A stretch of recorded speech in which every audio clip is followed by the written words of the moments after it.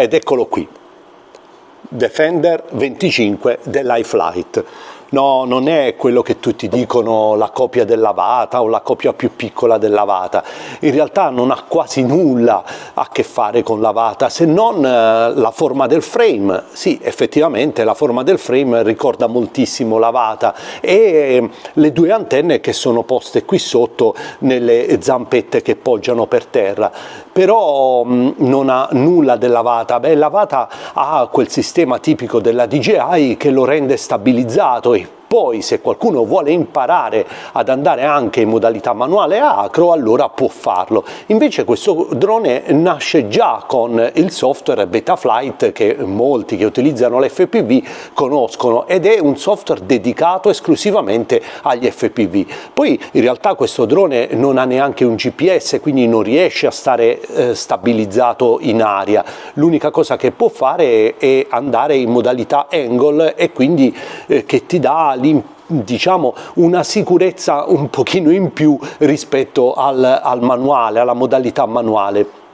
Tant'è che quando arriva preconfigurato arriva già in questa modalità angle, proprio per evitare di farlo crashare al primo utilizzo.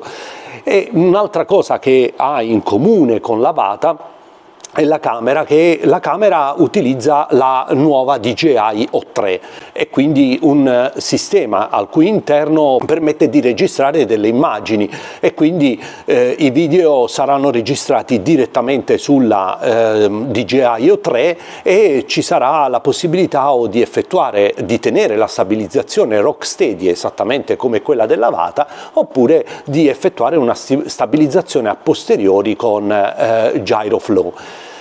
Ecco, queste sono le uniche cose che ha in comune con l'Avata, perché poi per il resto lui è un drone da 249 grammi, quindi pesa decisamente meno dell'Avata.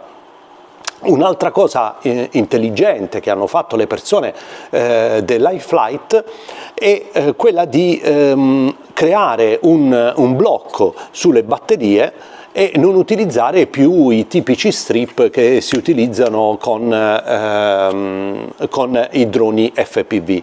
Adesso io in questo video vi faccio vedere che cos'è che deve fare una persona che l'acquista per renderlo subito utilizzabile. Quindi io ho chiesto all'iFlight di inviarmi la versione senza ricevente, quindi utilizzerò la ricevente della DJI O3, per cui potrò collegare sia i DJI Goggles V2 che anche il radiocomando della DJI. Vediamo. Ho voluto provare subito a fare l'associazione della O3 con i Goggles V2 e con il radiocomando. In realtà è un po' difficile premere il tastino della O3, basta premerlo una volta, almeno così mi è sembrato, era veramente difficile, per fare il link, un po' come succede con tutti gli altri oggetti della DJI. E dopo, una volta avvenuto il link sia con la radio che con i Goggles V2, purtroppo sui Goggles è apparsa una scritta, una dicitura che mi diceva che la DJI O3 andava attivata.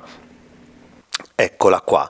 Così ho proceduto con l'attivazione. L'attivazione viene fatta con il cavo USB collegato direttamente sotto alla DJI O3 e con la DJI Assistant per Consumer Drones. Io avevo una vecchia versione e l'ho dovuta aggiornare.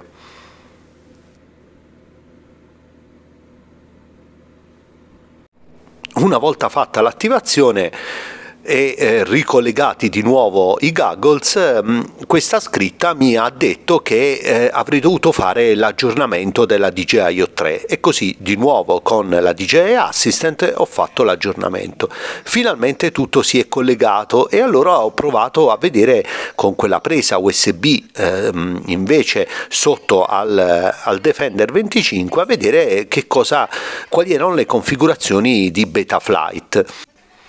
Ho così visto quali erano i PID e soprattutto ho potuto constatare che l'unica configurazione di default era quella in modalità angle. Per armare il drone basta mettere su M manual il radiocomando e si parte direttamente in angle. Ciao a tutti e al prossimo video.